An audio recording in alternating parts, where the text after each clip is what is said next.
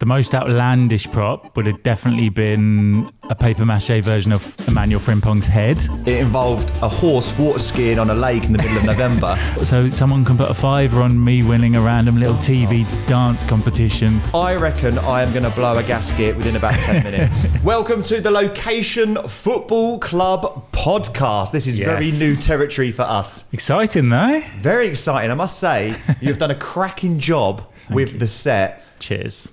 Talk me through it. Just found 2 random bookshelves. This actually looks quite rustic, but it's been in the office for about 3 months. I thought it had that Soccer AM vibes. Are we allowed to say that? You basically built a Soccer AM studio. Yeah, I've basically built Soccer AM in the corner of the office. And we're sitting on 2 filing cabinets. Yeah, I'm not sure what's in them.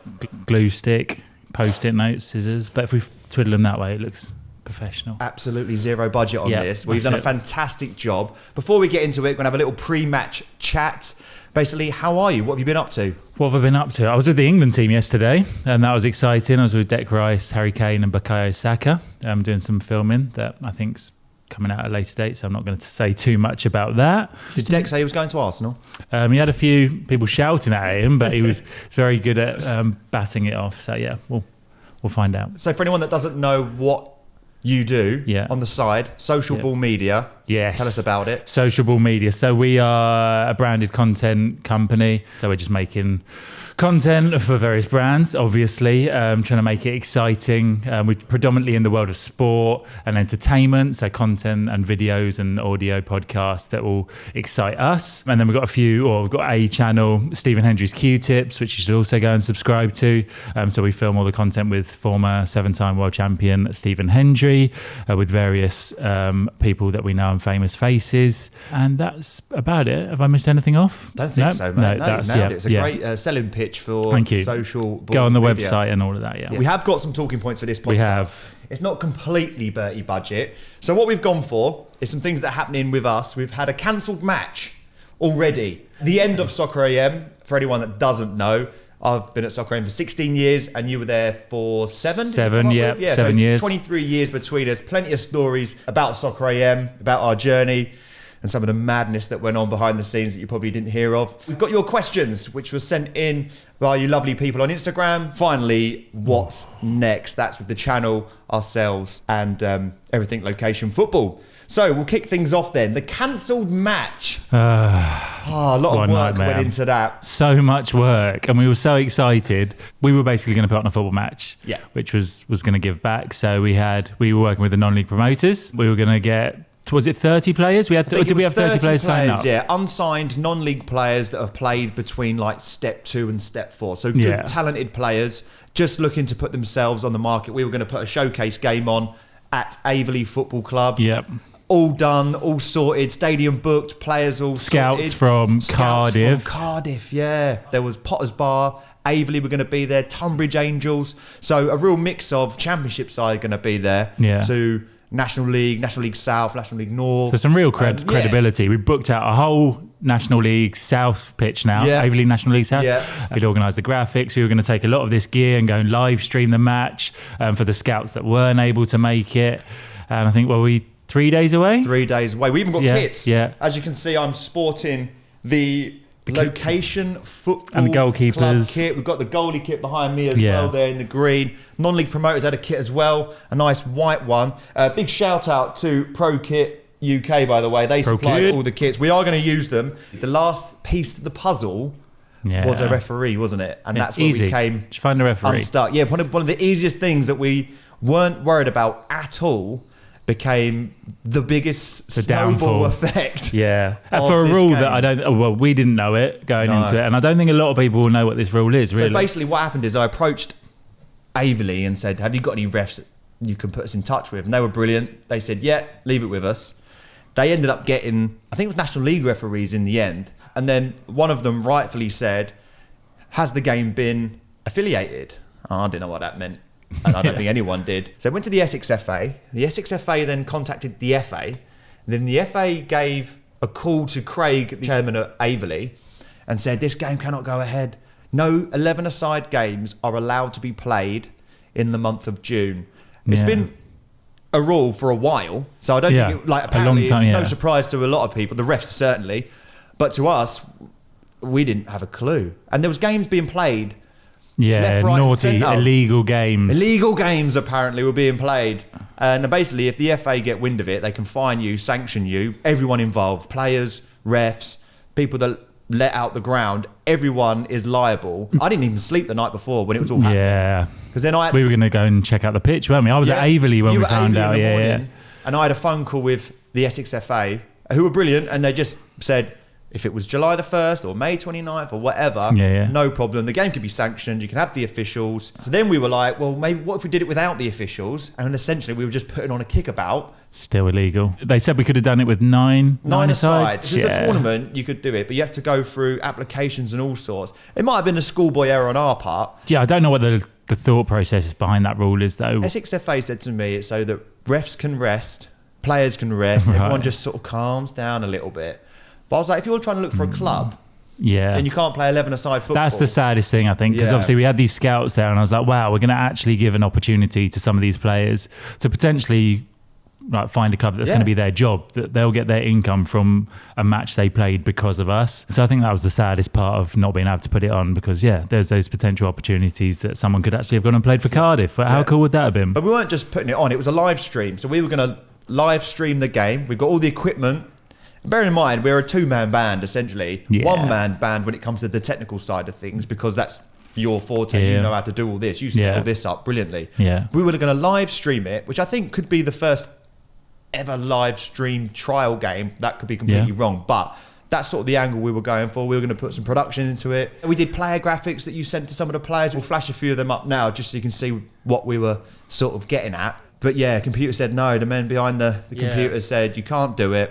And then we looked at rearranging it, and it's just, you're getting into July and people have got clubs. It was a tough one to take. The idea is there, and everything is in place to do it again. So I think we're going to 2024, as we'll be back stronger. we're going to come back stronger. We've got the kits, we've got everything sorted out.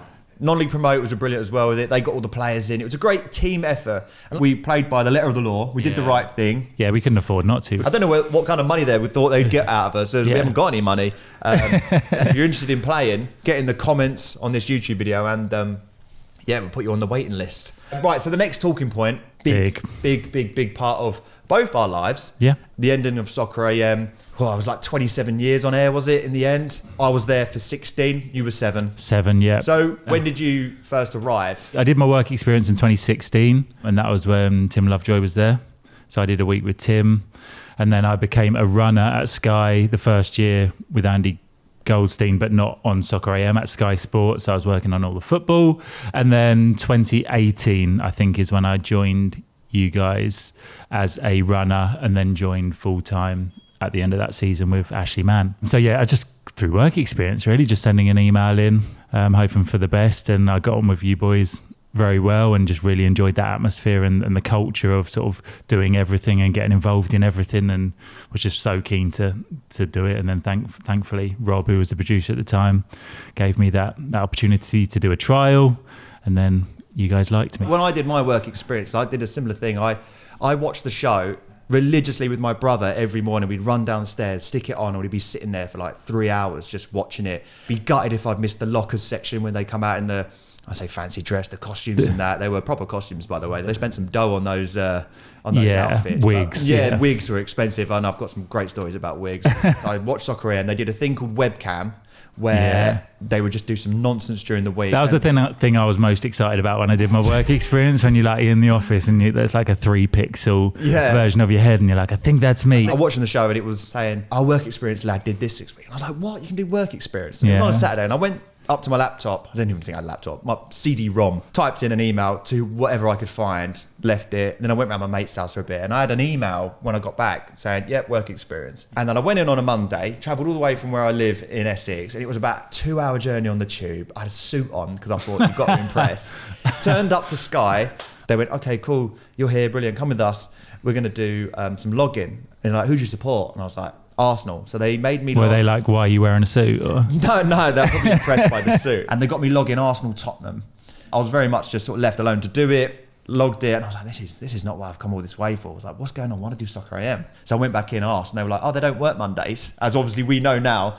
Yeah. So they weren't in. But come down now. And I remember the doors opening. just seeing like all these heroes that I'd watched. Yeah. Rocket, there was Tubes, Sheephead, Nutty, and then right about you had Tim and Fenners, and they sort of announced me as I came in. The guy from Sky was like, "Hi everyone, this is James," and everyone like put their head up, gave you a nod. Tubes, who's obviously our best mate now through working at Soccer AM, took me under his wing as well, and Steve Sutcliffe, who was doing the props and people, as they called it.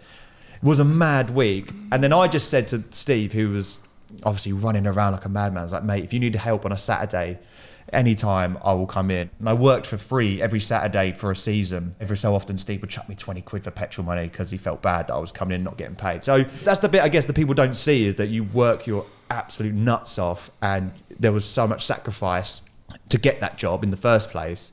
And then getting that job is like, wow. The first job you normally get was props and people list. It was basically you making all the props, all the sketches that they come up with. You are responsible for sourcing the props, getting the props, making the props. So I'll go to you first. What was the first sort of major shoot you were doing, and what was the most outlandish prop you had to build? The most outlandish prop would have definitely been a paper mache version of Emmanuel Frimpong's head. Have you got a picture of that? Yes, if I have, it's here. Weirdest request as well. I can't remember why. I think it was, I can't remember which footballer was rubbing it on their leg, but horse placenta. Can you remember the player that was asked to put horse placenta to heal some injury? So I had like 2-3 days to find some horse placenta, and I had 24 hours to find. Do you remember Jermaine Pennant left a car just on like a Porsche? Yeah. They found out at 5 o'clock on a Friday, and they're like, right, we need a Porsche, and you've got no money to get a Porsche, but find one by tomorrow. So I think that was quite a stressful one as well. But how about yourself? I was asked to build an ice rink. Back in the day when the Soccerettes were a thing, because her talent is ice skating, could you build a metre by metre ice block that she could stand on and then do like a pirouette thing on it? And I was like, I don't even know where to start on that. But in the end, I think we built one of those puzzle piece ice rinks, you know? It was so bad because it just looked terrible. And she wasn't the best ice skater, I don't think, anyway. They were the best when Soccerettes would come in with a talent and they'd be like, I can do this, I can do this. Like, oh, no. But the Battenberg one was, I remember, it was a cake that Trev used to wear, and it was literally one of the cardboard boxes, wasn't it? That was the archive boxes. The archive boxes. For the tapes. And then it would look really cool. And then I remember once I'd misplaced Trevor's leotard, but then I went to Next at like 4 p.m, 5 p.m. on the Friday, and I ended up buying some tights, and it just looked terrible. And there's nothing worse when you know that the thing that you've made is crap. I think sketches were a big part of Soccer MC's history. It's probably more interesting to talk about. A shoot that I was asked to do it involved a horse water skiing on a lake in the middle of November. And not being a keen water skier, but can water ski, I was like, yeah, I can do that. They put me in a pair of Y-fronts in the middle of November on this freezing cold lake, horse mask on, and I hit the water, and it was like, and then I was like, got up, and I was like water skiing as this horse. What was your experience of the dance-off? I didn't mind it, it was 15 seconds, just have a little dance up to usually a song I liked. I think the songs they chose were pretty strong, and there was usually quite a build-up during the week. And I thought it was just funny that people could bet on it. I would have been like 19, 20, and I'm like, what? So someone can put a $5 on me winning a random little TV dance competition on a sports show. Like, it was nonsense, but it was just funny, the thought that anyone would have put a couple of quid on. A few of the boys took it a bit more seriously than others, didn't they? Rocket definitely did. He would say that he didn't practice, but he had this full-blown routine every time. My experience of the dance-off, when you're around the back, and I can only describe it as like getting thrown out of a plane. The door's there, floor manager Lee standing there like going 4, 3, 2, go, and you're like, the person goes out in front of you, and then the line's getting shorter and shorter, and you walk out and you see the studio audience, where sometimes there'd be like 50, 60, 80 people, but it felt like there was thousands of people watching you. And then you do your dance, and then someone's going 4, 3, 2, and you're like, oh my God, it's done, thank God. That was the best feeling once it's done. Me, Jamie and Stu did have a drink one year before a dance off in the props Is that cabin. a secret? Well, it's not now. But yeah, no, What did you have? I want to say it was whiskey because I think it was just something that was in randomly in the props cabin. But Jamie, I think, used to be quite nervous about it. I was just there because enjoyed a drink. It was Saturday, even though it was 8 a.m. But we were just little shot glasses, and then Stu joined, went and had a little dance, and Sky paid us a wage for it. So yeah, it was good. Wow, that's naughty. No, I can't get sacked now, can you? When did you decide that you wanted to leave? Had you learned everything that you wanted to take from your Soccer AM experience? You know, from my time at Soccer AM towards the end, I was doing more of like the social stuff. So I set up the Instagram for Soccer AM. Joined Soccer AM Twitter when it had like 1,000 followers and was doing all the content on there. And I liked the social space, and I just felt like I'd probably learned all I could from a broadcast TV show, knowing that I wanted to go into something more social media. Well, we did based. the YouTube show as well, didn't we? And we did Soccer AM Added Time. So that's just all the stuff that I wanted to get into. And I felt like having this knowledge behind me for 7 years, I was like, I felt like I could have been there for another 5 years and 10 years and still be doing similar sort of stuff, but not really going in the direction that I wanted to. Traveling felt like a good chance to get out and go and seek other opportunities. So I went and did that and went to New Zealand for a year. I think it was the right decision, but I still missed the like Friday nights when you're slightly delirious doing stupid stuff together. I missed the team, but I didn't miss the long hours. But I missed the people in the team and the camaraderie aspect of it, because I've not had that really in a job since. I've done some amazing jobs since, but there's still not that magic unless you've worked on the show. You'd understand. Yeah, well, it was like a football changing room, wasn't it? Yeah, the actual day-to-day running of Soccer AM. People would just presume that you sort of rocked up and you did it, and essentially that's what we did on the Saturday. But all the prep and all the hard work had gone in on Tuesday, Wednesday, Thursday. Like Tuesday you'd be logging loads of games, finding the best skills, showboats, layoffs. Wednesday you'd potentially go on a shoot, or you'd be editing a feature, editing layoffs. Thursday, probably more of the internal shooting, like doing a sketch, script writing for your guest chats and all that sort of stuff. And then Friday was a big rehearsal day, and we'd sometimes finish till gone midnight. And then obviously you'd come to the show on the Saturday, and that's game day. And then you do the show, and it's like electric for however long it was back in the day. It was 3 hours and then 2 hour and a half. That's hard to replace. Yeah, and that's what I'm finding now is difficult.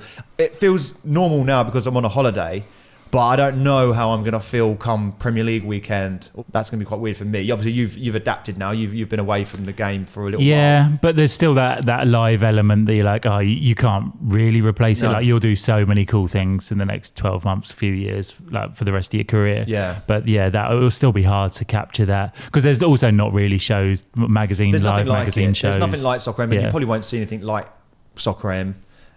Yeah, it'll just be different. Yeah. Quick mention on the last show. How were you coming into the last show? Were you really sad at that point? Because that's probably the most emotion built up to this one point. Bags of emotion. It was an emotional day. Teary, yeah. When Fenners, bless him, did his speech at the end, which was fantastic. Like, I don't know how he pulled that together, but you're just sitting there and you're going, this is a moment in like television history that this show's ending, and I've been a part of it for 16 years. This is tough. This is tough. I don't know where to look. Don't know what to do.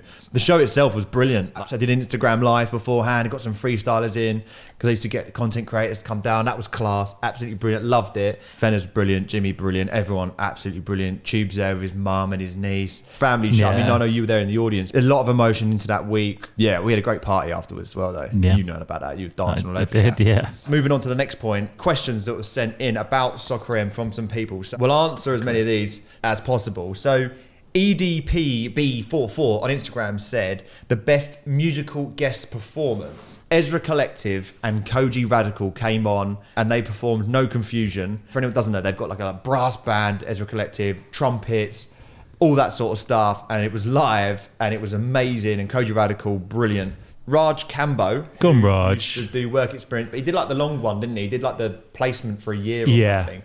He's got his own business now. I want to shout that out. Share a Slice, pop-up pizza joint in Brixton, and the pizza is so good. Have you been? Yeah, I've been, and it's amazing. We'll go there. Yeah, we'll go there. Now you've got a bit of time on your hands. Yeah. We'll go Brixton. He won the dance off as well, and didn't he? won the dance off. So his pizza is so good. Go and check it out. He wanted to know, what are the 3 biggest lessons you learned from working on a live show?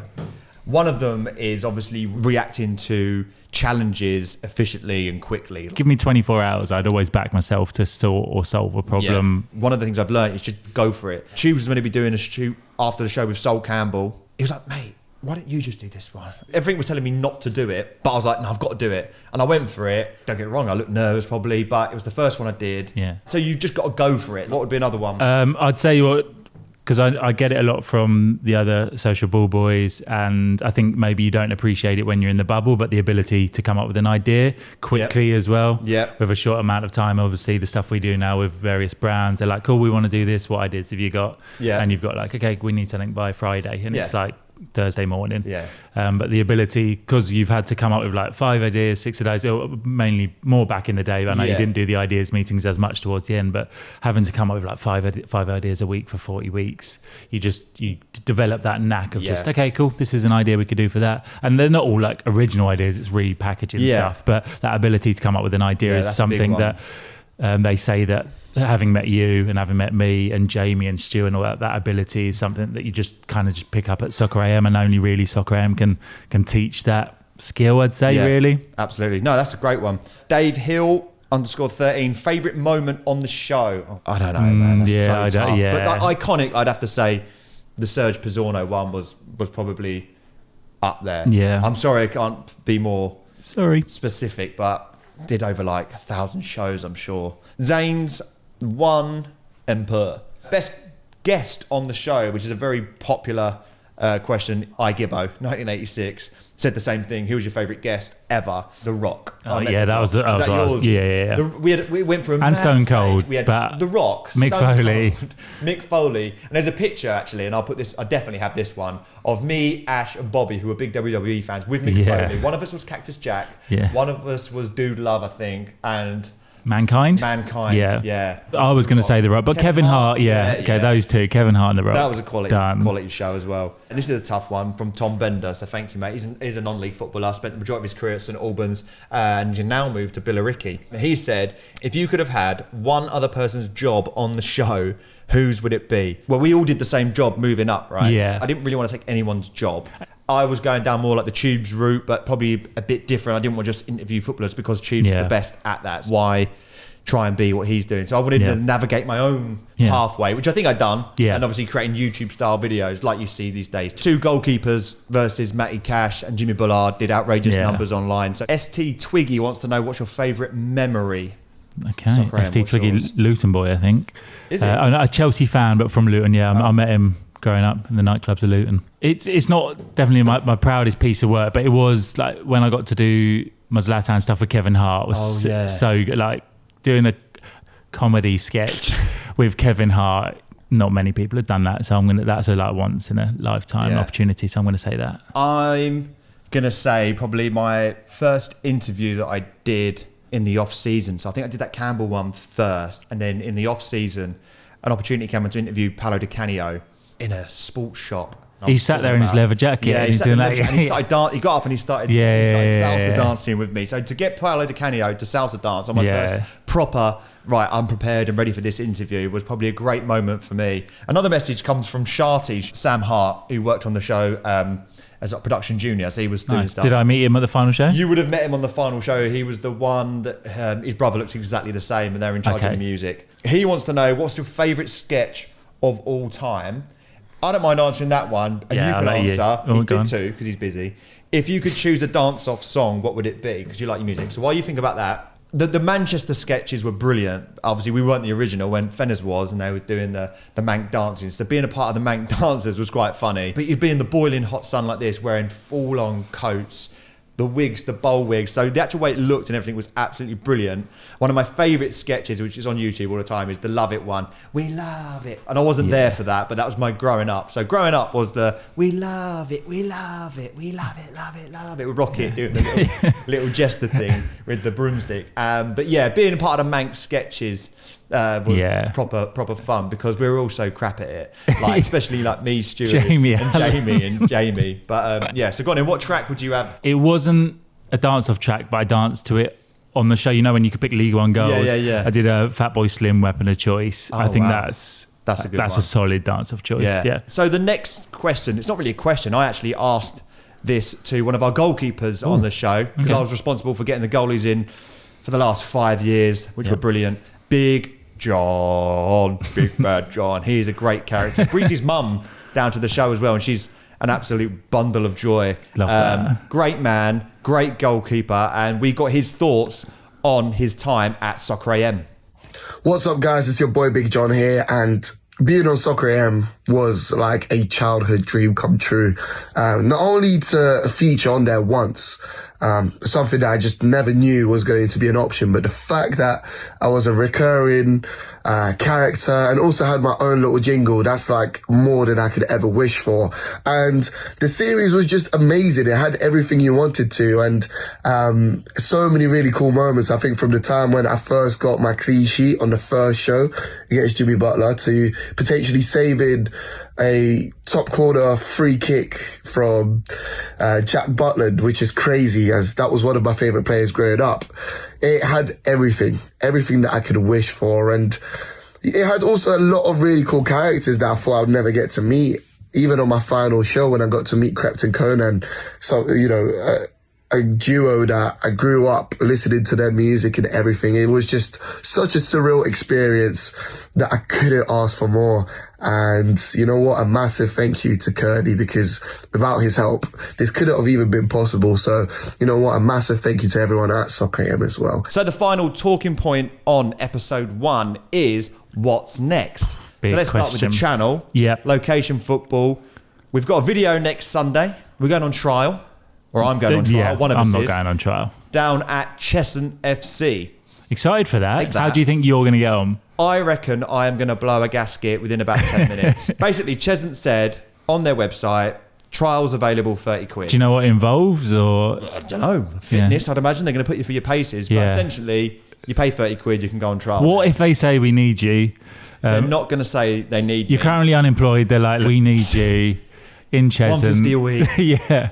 I'm like, right, I'm in. I'll be honest with you, the last time I played competitive football was in the Essex Senior League, helping out Stansted FC because my mate's dad was involved there and they needed players. And I'd stopped playing for a long time, but I was like, oh, this level is, even Essex Senior, and that is like levels below, not that many, but levels below National League South, IFMI and Prem.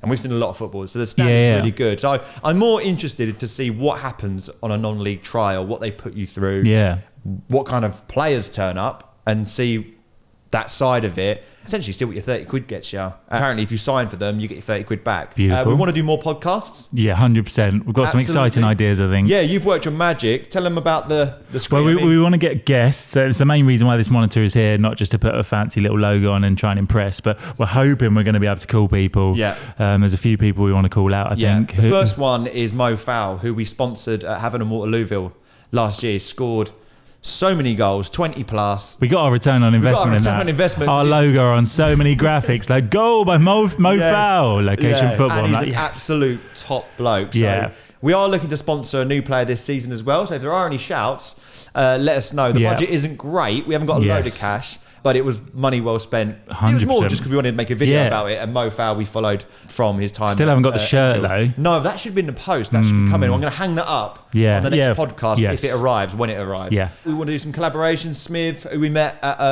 non-leagues finals day, which was brilliant. He said he'd happily get involved in some stuff. Thogden as well. Yes, that'd be fun. Been working with through Soccer AM. Yeah. Bucket Hat Sam, who got in touch. Basically, everyone in the non-league community. Sam, Footy Adventures up in Scotland. I want to go around and do a tour around some of the grounds up there in the off-season. And then, just keep doing the channel. Keep making exciting, engaging, entertaining content. Yeah. Which a lot of it's come from Soccer AM, isn't it? Like what we've learned, what you were saying earlier, it all comes from all those skills we've learned.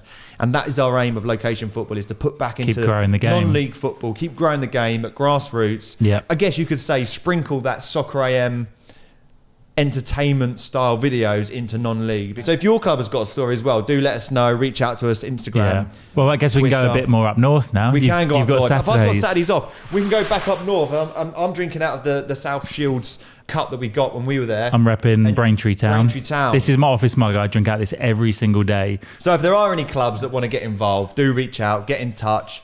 We're on all the social platforms, Twitter, Instagram, even TikTok. We're not sure when episode 2 of the podcast will be out. But I want to do this more regularly. This was fun. I enjoyed it. It was fun. If you have watched it online on YouTube, leave a review. Anything you did like, anything you didn't like, Let us know anything you'd like us to try and We're do. looking to get AstroTurf. We're going to get some That would be AstroTurf nice. from there. Maybe a back wall design, but Yeah, but like we say, We'll if you can see what's improve. behind there is a load of office desks that Lavers and his Yeah. social ball media Oh, and we team want work props. from. We want club props. Yes. So when we quick go shout out to clubs the this props. season, we'll go and get stuff. Yeah, but if you Gemma want to send Oaks, us stuff, you sent us the mitre balls. We've got some football boots up there. I've got a FIFA card from an old school Yeah. rating that they gave me at Soccer AM. Yeah. We've got the Corinthian Casuals kit Well- from this season, I think, when we bought that. Or was it last season? not Not sure. I'm Anyway, not it's yet. very famous, pink and chocolate. We've got 2 kits from Margate, which is brilliant. Got some Harry Kane 100 boots up there as well. So if there's any memorabilia that you want to get on, if you've got a new kit coming out, we'll pop it on here. That is the end of episode 1. That was a the long one. That was Location longer than I Football thought. Club podcast. Yeah. Yeah. Well done if you made it to the end. And hopefully, we'll see you next time. Yeah. Love it. Bye. Bye.